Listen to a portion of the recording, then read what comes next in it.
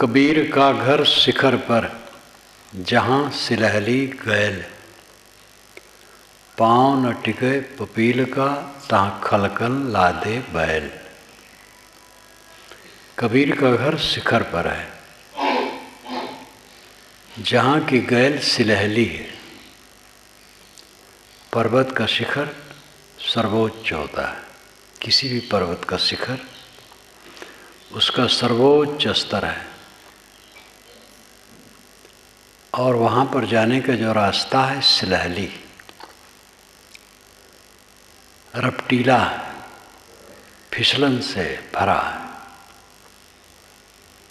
पाँव न टिके पपील का, पपील का चींटी, चींटी के पैर भी उस पर नहीं टिकते हैं, फिसल फिसल जाते हैं। तहाँ खलकल लादे बैल, खलक संसार, संसार के लोग बैल पर लाद लाद करके लादी वहाँ पहुँचना चाहते हैं।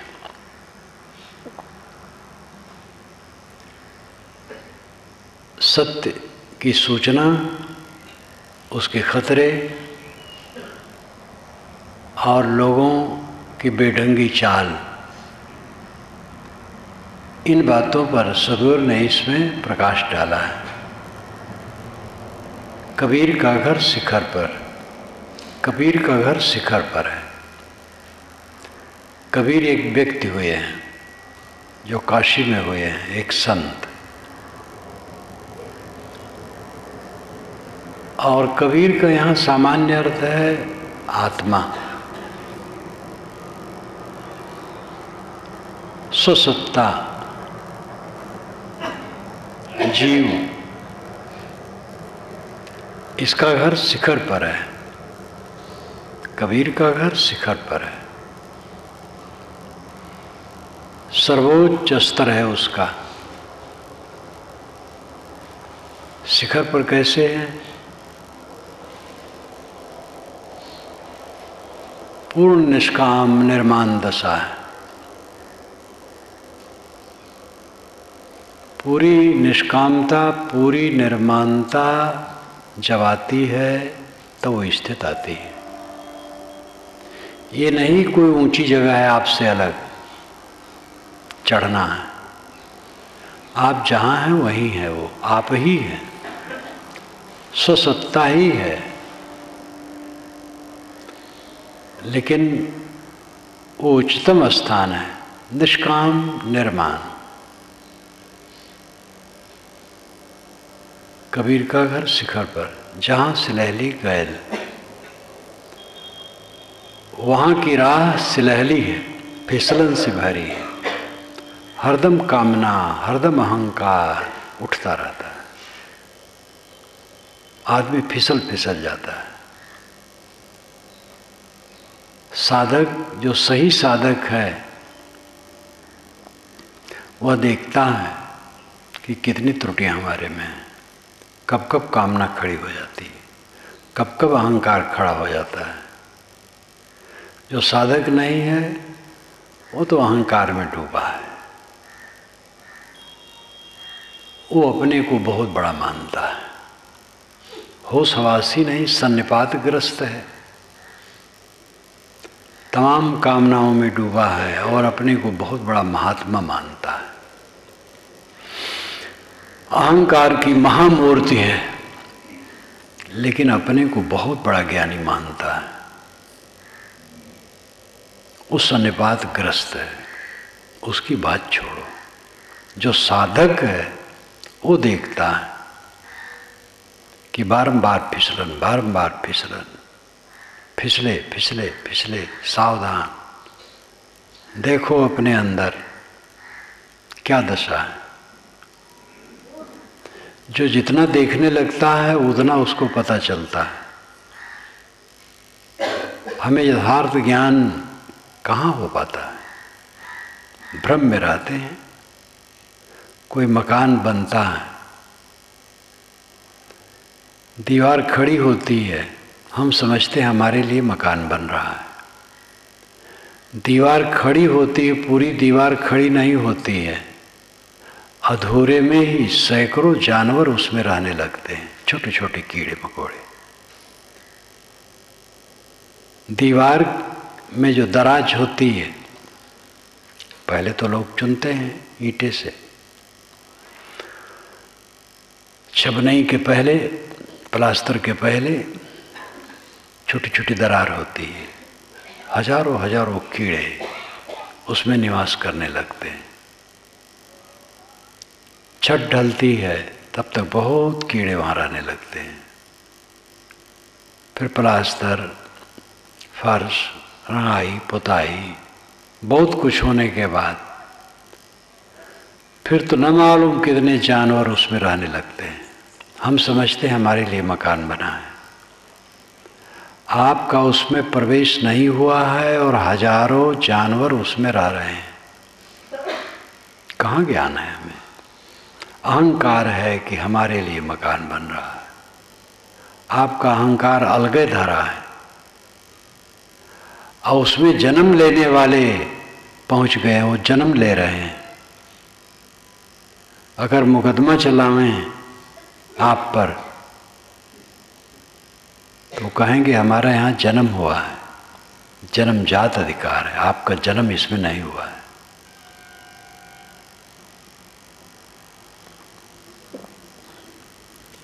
हमारा अहंकार ऐसा है, अपने हाथ से हम अपनी पीठ ठोकते रहते हैं। जो क्षण क्षण गल रहा है उसमें हमारा अहंकार है, जो क्षण क्षण भाग रहा है उसमें हमारा अहंकार है। हमारे साथ कुछ रहने वाला नहीं, सब भाग रहा है, सब भाग रहा है।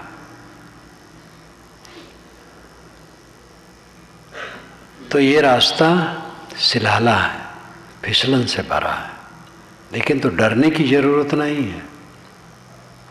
मजबूरी नहीं है कि वो फिसलन मिटेगी ही नहीं, वो फिसलन हमारी दुर्बलता और कुछ नहीं। जो हमारी दुर्बलता है, कामनाएं हैं, अहंकार है, वो हमारी भ्रांति है। भ्रांति मिट जाने पर कुछ नहीं रहता है। हमारे शत्रु शून्य है, तलवार हवा में चलाना है, उधर से कोई दुश्मन नहीं है। काम, क्रोध, लोभ, मोह भ्रांति मात्र है,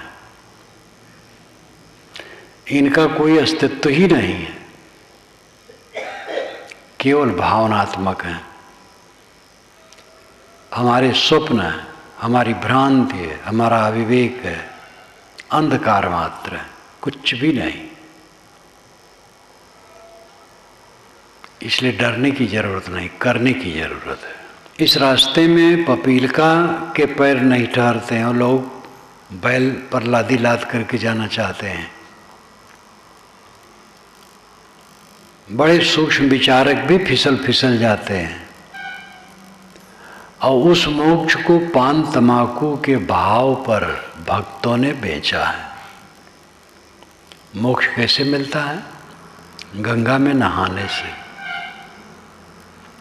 नर्मदा के दर्शन करने मात्र से मोक्ष मिलता है।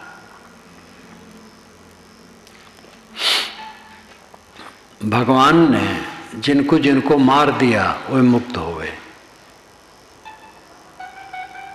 कैसी झूठी सूचना! और संस्कृत भाषा के साहित्य में प्रामाणिक मानी जाने वाली किताबों में, पुराणों में, महाकाव्यों में लिखा गया है। फिर संस्कृत हिंदी जो हो,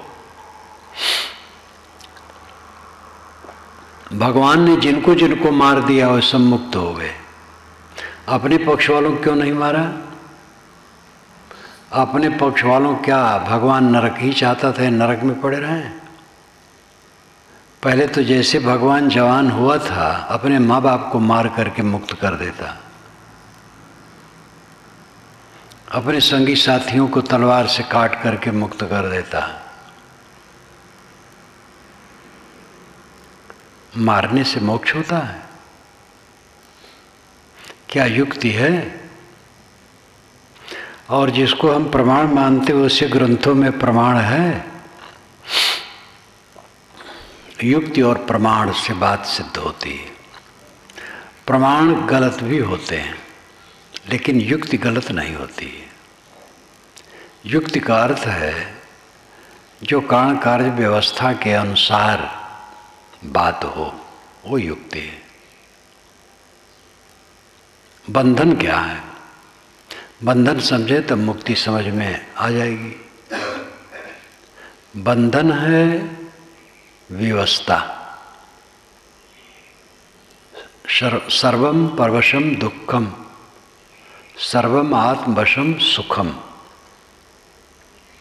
परवस्था ही सब प्रकार दुख है, आत्म सुवस्था सब प्रकार सुख है। मानसिक उद्वेग के हम वश हैं, ये बंधन है। काम, क्रोध, लोभ, मोह, चिंता, फिक्र, उद्वेग,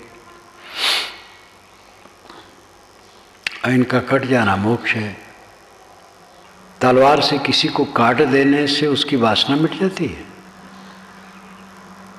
तलवार से, धन्ना बाण से, बंदूक से मार दिया जाए किसी को तो क्या उसकी वासना मिट जाएगी? इतनी अकल नहीं है। और शास्त्रों के लेखक हैं और उसके प्रचारक हैं। भगवान ने जिनको जिनको मारा वे मुक्त हो गए। बर्बर तुर्कों ने भी जब भारतवासियों को मारा तो कहा यही, या तो ये मुसलमान हो जाएं तो स्वर्ग जाएंगे, नहीं तो इनको मार दो तो स्वर्ग जाएंगे।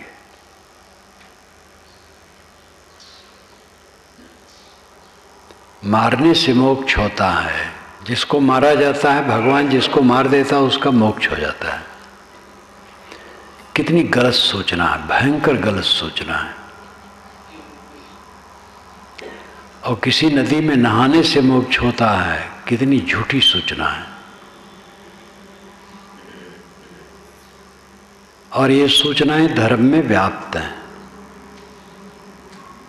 और इन जैसी और बातें हैं। एकादशी व्रत रहने से, मूर्ति के दर्शन करने से।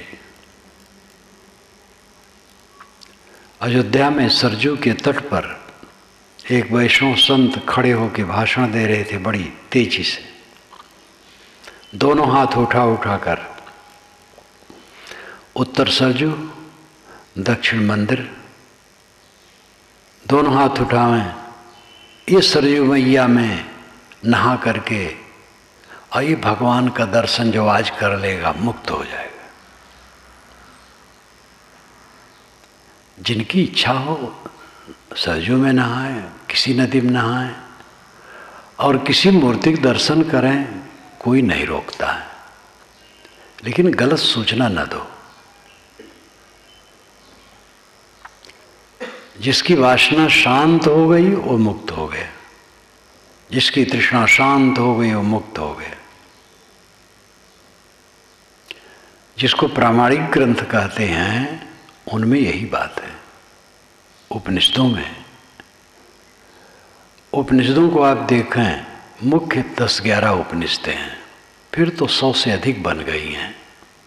उनमें भी बड़ी अच्छी अच्छी बातें हैं, लेकिन गड़बड़ भी है कहीं कहीं।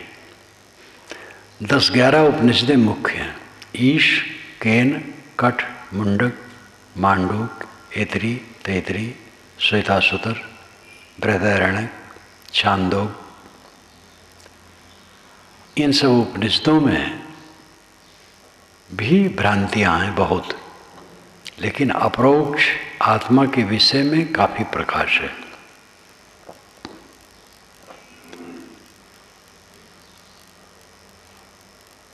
कोई अवतारवाद नहीं है इन सब में, किसी अवतार की चर्चा नहीं। कोई दैववाद नहीं है।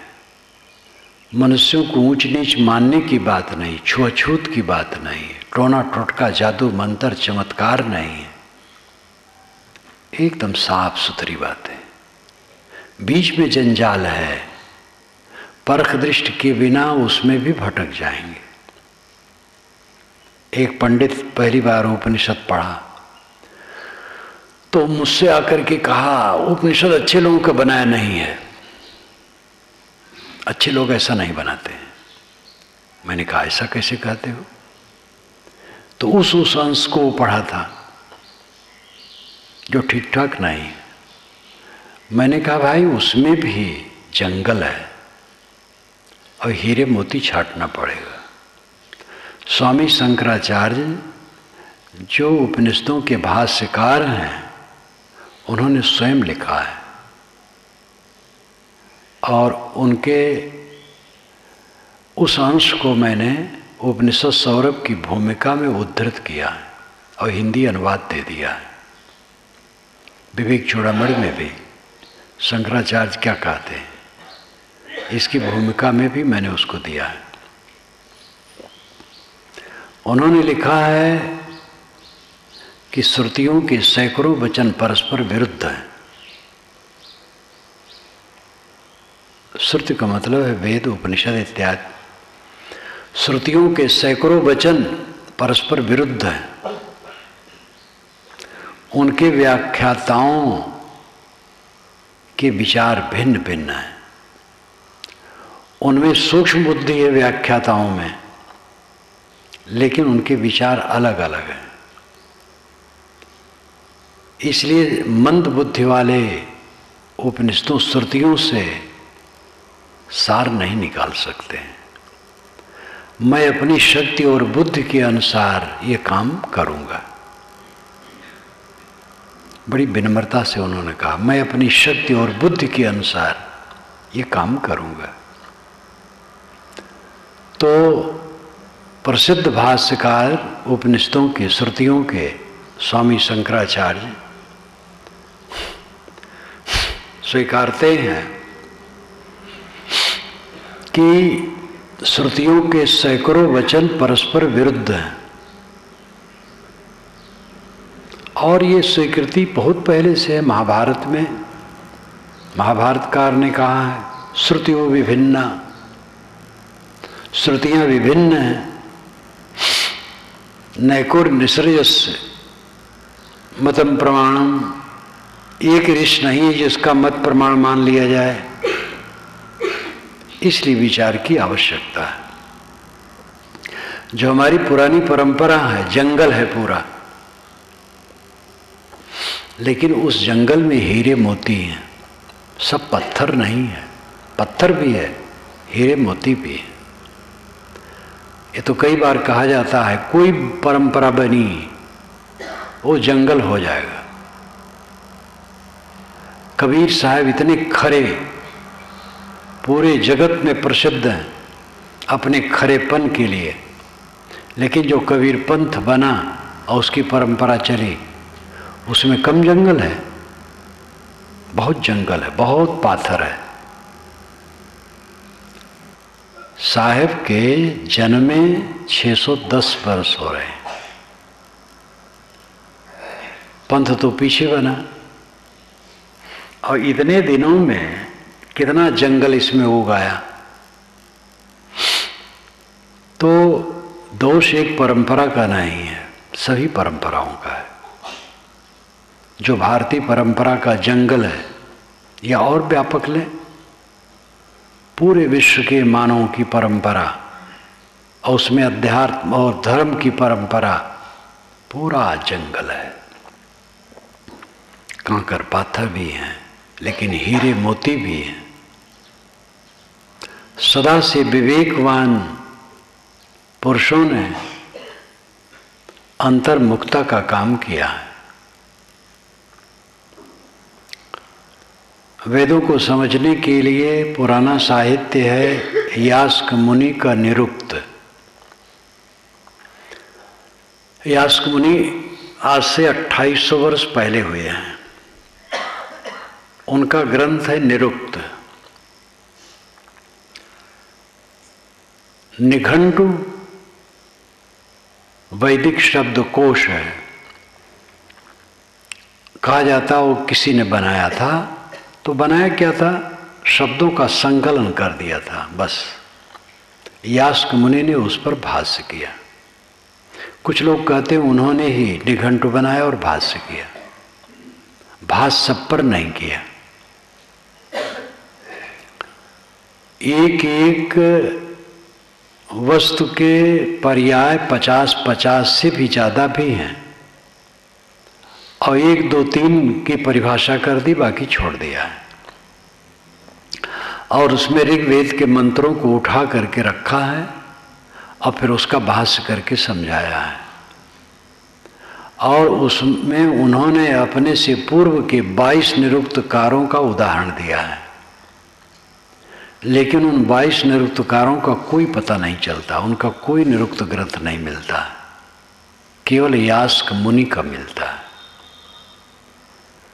इसलिए करीब 2500 वर्षों से वेदों को समझने के लिए यास्क मुनि का निरुक्त काम करता है। इधर 100 वर्ष के अंदर पश्चिमी विद्वानों ने भी काम किया, जिसमें मैकडॉनल्ड ने वैदिक माइथोलॉजी लिखी। वो बहुत काम करती है। वैदिक माइथोलॉजी मैकडॉनल्ड का बहुत महत्वपूर्ण है। 100 वर्ष के अंदर तो वेदों को समझने के लिए वो बहुत कारगर है। उसके बाद कीथ को मिला करके, कीथ एक विद्वान थे वैदिक, मैकडॉनल्ड ने कीथ का सहयोग लेकर के वैदिक इंडेक्स लिखा। वो भी बहुत काम की चीज है। यास्क मुनि ने ऋग्वेद के मंत्र को रखा और बताया कि इसका अर्थ अमुक निरुक्तकार ने ये माना है, अमुक निरुक्तकार ने ये माना है। ऐतिहासिक लोग इसका ये अर्थ करते हैं, पौराणिक लोग ये अर्थ करते हैं, कर्मकांडी ये अर्थ करते हैं, लेकिन आत्मवादी ये अर्थ करते हैं। तो जो आत्मवादी अर्थ करते अर्थ उन्होंने बताया, उसको देखने से बिल्कुल लगता है जो आत्मवादी अर्थ करते हैं हम लोगों के अनुसार है। यास्क ने आज से 2800 वर्ष पूर्व लिखा है, और आत्मवादी उनके पहले जो हुए हैं उनके अर्थ को उन्होंने बताया है। तो सत्य के अनुसंधाता सब समय रहे हैं, सभी देश काल में रहे हैं। ये मान लेना कि सत्य केवल हमारे संप्रदाय में है, भूल है। हमारे गुरु ने शुरू में सत्य कहा है, ये बड़ी संकुचित धारणा है। अगर कोई कबीरपंथी उत्साही कहे, पारखी, कि पारक का स्वरूप केवल कबीर साहब ने पहली बार कहा है, तो ये ठीक नहीं होगा। पारक सिद्धांत का जो वर्तमान में स्वरूप है, ये तो ठीक है कि इसका स्रोत कबीर हैं और इसका विकसित स्वरूप पारखी संतों की कृपा से है। लेकिन पारख न कह करके, इस शैली को न लेकर के अपने ढंग से स्वरूप पर विचार करने वाले सब समय रहे। अगर सत्य को इस अनादिकाल के जगत में केवल कबीर ने जाना, तब तो बहुत ग्लानि की बात होगी। जगत अनादि है, सदा से है, और केवल 500-600 वर्ष हुआ एक कबीर नाम के व्यक्ति ही सत्य जाने, उसके पहले कोई सत्य नहीं जाना। तो वो सत्य होगा? फिर वो सत्य नहीं होगा। फिर सत्य तो वह होगा जो सदा से है और कभी कोई जाना, सब समय जानने वाले हुए, ये सच्चाई है। और हमारी भाषा और शैली कोई ना अपनाए हो तो इसलिए हम समझे वो सत्य समझ ही नहीं सका, ये भूल है। भाषा शैली बनती रहती है। आत्मा को ब्रह्म भी कहते हैं, ब्रह्म को उच्छिष्ट भी कहते हैं, उच्छिष्ट, उच्छिष्ट नाम जूठन। हम जब भोजन कर लेते हैं और थाली में जो जूठा बच जाता है उसको उच्छिष्ट कहते हैं, और ब्रह्म को उच्छिष्ट कहा गया। इस ढंग से कहा गया बचा हुआ, सब छोड़ दिया, जो बचा हुआ वही उच्छिष्ट है। वेद में तो ऐसी बात आती है कि शब्द ऐसे भी आते हैं जो अश्लील लगते हैं, और उसमें बताया भी गया है वेद में कि ये शब्द कुछ लोग अश्लील मानते हैं, लेकिन उसका अर्थ बताया गया। वेद क्या कहते हैं, जो मेरी पुस्तक है ये सब में मैंने विवरण दिया है। तो ब्रह्म को उच्छिष्ट भी कहते हैं। ब्रह्म की एक परिभाषा है, जड़ चेतन एक है, पूरा संसार एक है, इसका बड़ा हुआ है। ब्रह्म एक है और जड़ अलग नहीं, चेतन अलग नहीं, वही कहो, जड़ कहो या चेतन, एक ही बात है। परंतु ये प्रदूषित विचार है ब्रह्म के लिए। ब्रह्म का शाब्दिक अर्थ होता है श्रेष्ठ, बड़ा, और वो स्वयं आत्मा है। उच्छिष्ट इसलिए क्योंकि सब छोड़ देने के बाद वही बच रहता है। जब आप सब छोड़ देंगे तो क्या आप अपने को भी छोड़ देंगे? आप तो रहेंगे, बस बचा हुआ वही उच्छिष्ट है। अरबी भाषा में उसको बका कहते हैं, बका, बाकी। सामान्य लोग बाकी कहते ही रहते हैं, बाकी, ये बाकी बच गया, बका।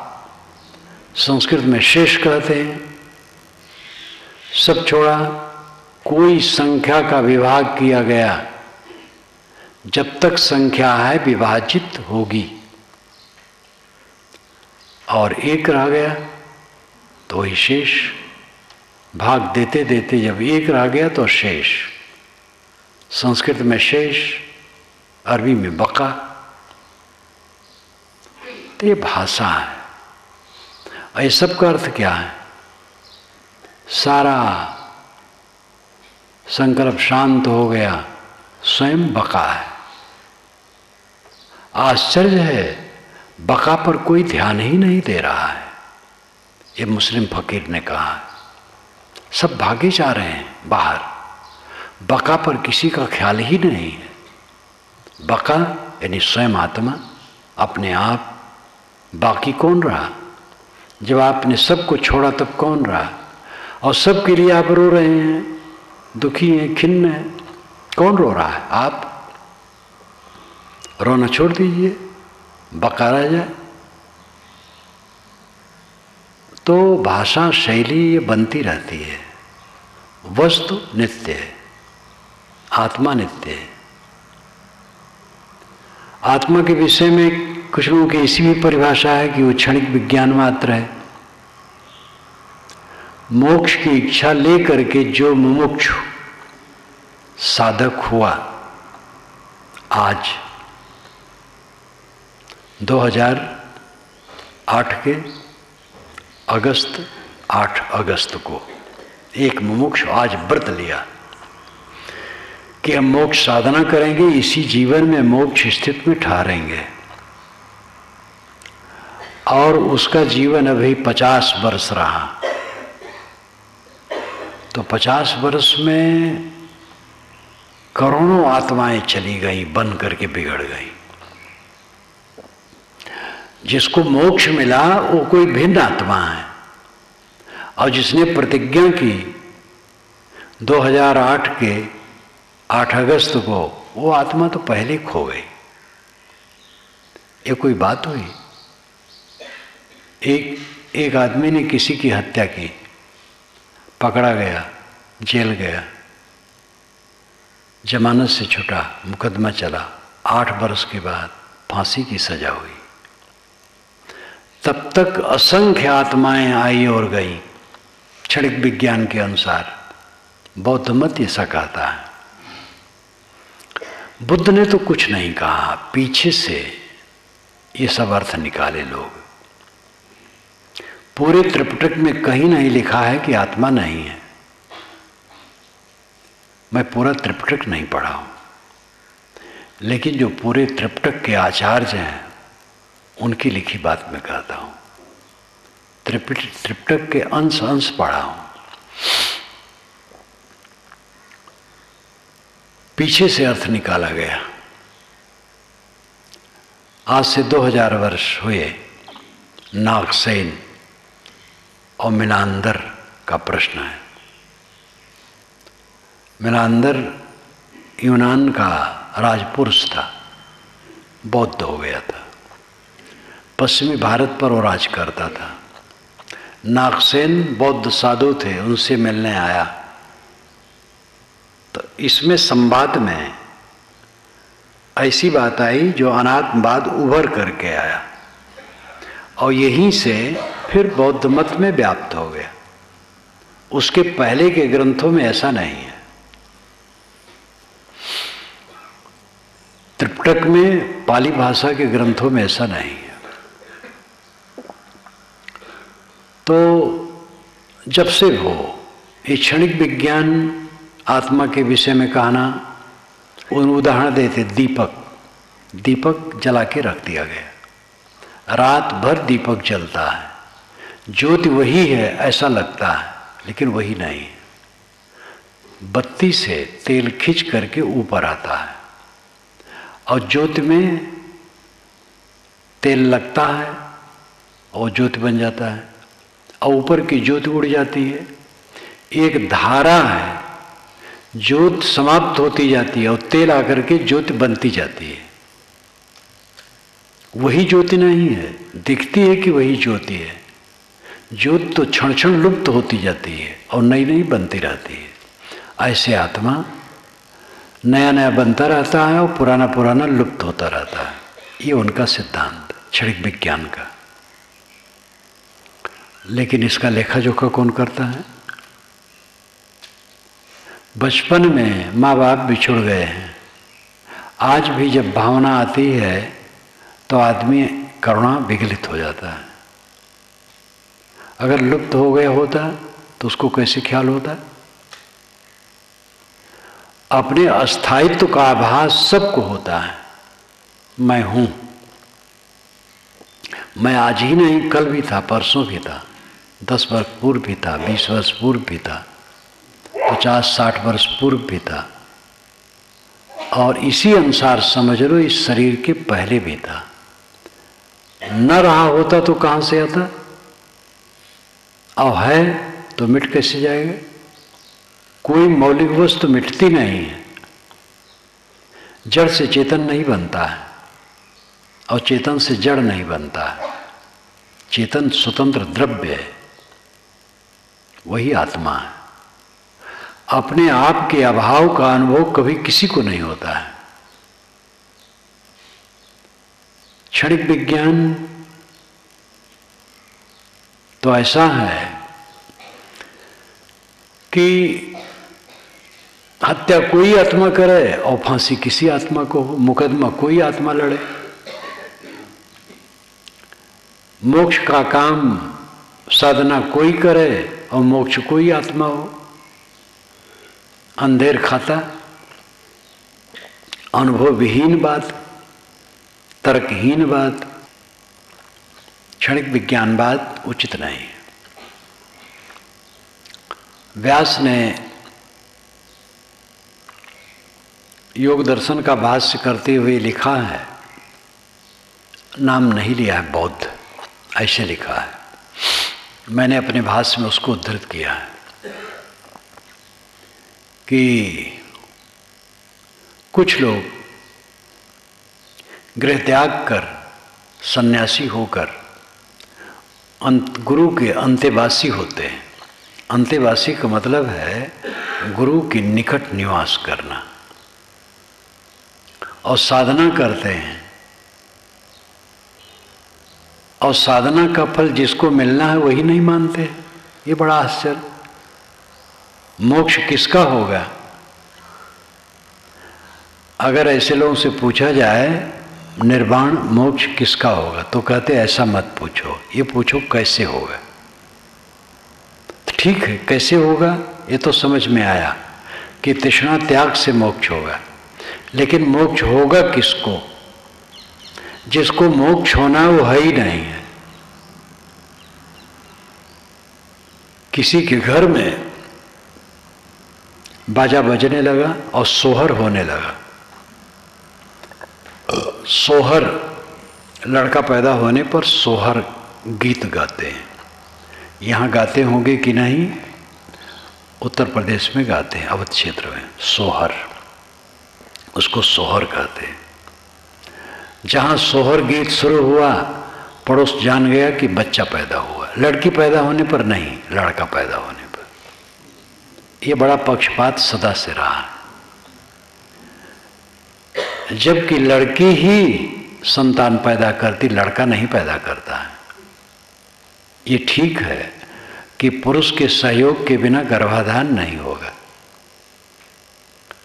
उसका महत्व है, लेकिन सर्वाधिक महत्व मां का है, जिसने गर्भ धारण किया, 9 महीने अंदर में पाला, अपना सांस, अपना रक्त, अपना पसीना, अपना सब कुछ शिशु को दिया और कष्ट से पैदा किया।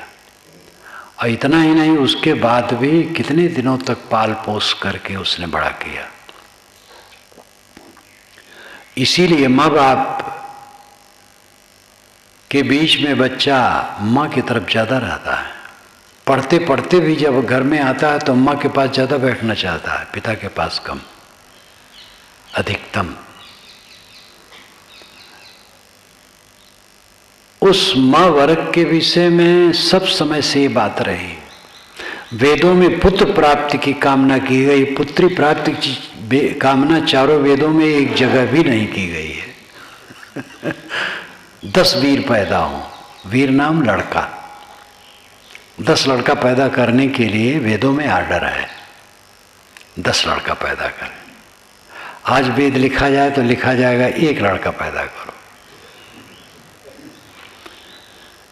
लड़की पैदा करने की बात नहीं। युद्ध का जमाना था तो लड़के ज़्यादा युद्ध में काम करते थे, ये भी प्रभाव था। और ये भी सब समय रहा है कि लड़कियां अंत में बाहर जाती हैं और लड़का साथ में रहता है। ये भी कुछ है, कुछ घट का संस्कार है, कुछ प्रभाव है। लेकिन लड़की के पैदा होने पर सोहर नहीं गाया जाता है, लड़का पैदा होने पर सोहर गाया जाता है। तो एक घर में सोहर गाया जा रहा था और खूब गाया गया। वो आसपास की स्त्रियां जुट जाती हैं, खूब झूम झूम के गाती हैं। दिन भर गाया गया, शाम को कहा गया कि लड़का नहीं है, लड़की है।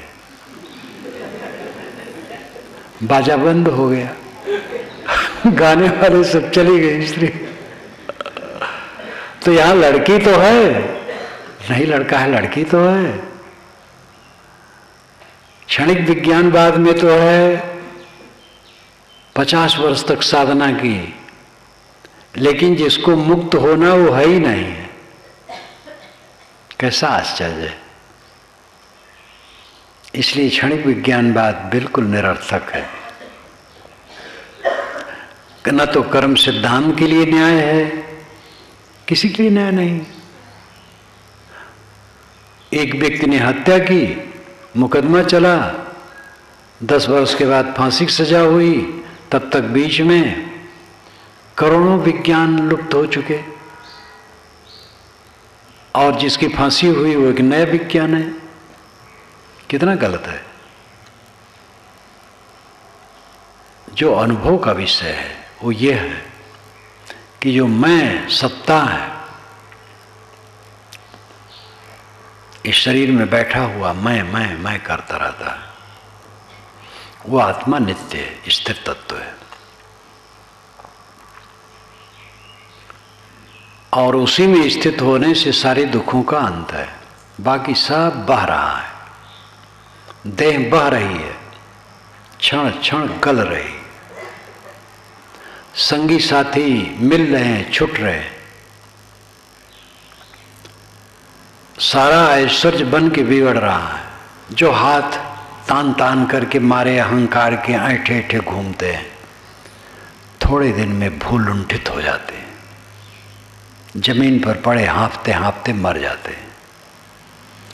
बड़े बड़े अहंकारी कल के खत्म हो गए। रतन का जतन करूं, माड़ी का श्रृंगार, आया कबीरा फिर गया, झूठा है अहंकार। रतन का जतन करो, आत्मा रतन है, उसको जतन से रखो, सबसे छुड़ा के रखो, असंग केवल। माड़ी का श्रृंगार, शरीर से लेकर के समस्त ऐश्वर्य का श्रृंगार माड़ी का है। कपड़े पर माड़ी चढ़ा दी जाती है, कपड़ा चिकना, धो दिए खखरा, ऐसे सारा श्रृंगार माड़ी का है। सब कुछ दिखावा है।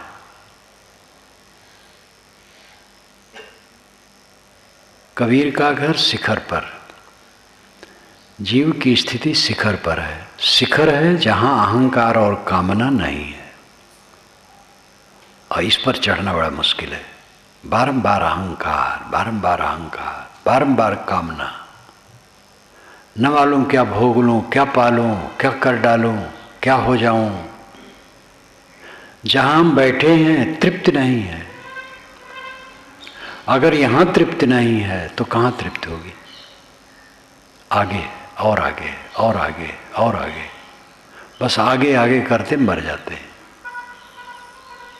जब ऐसी स्थिति आवे कि जहां है तृप्त है, जो है काफी है, हर समय पहुंचे अपने आनंद धाम, तब मोक्ष होता है।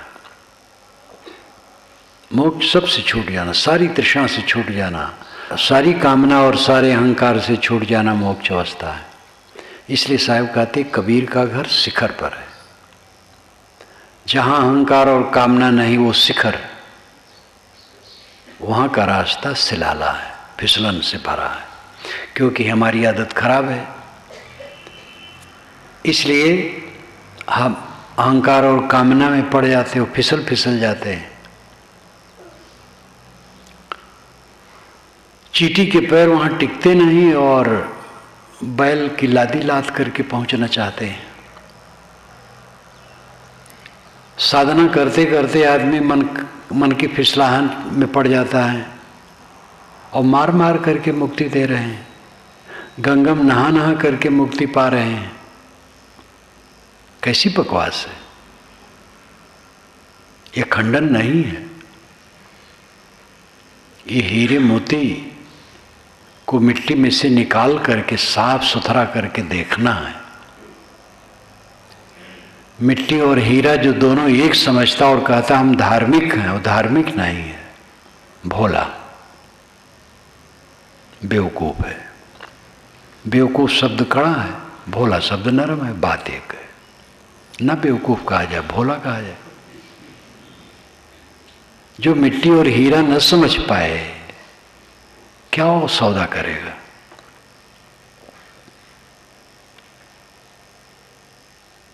अपने अहंकार और कामना को हम जीते हैं, शिखर पर पहुंचे।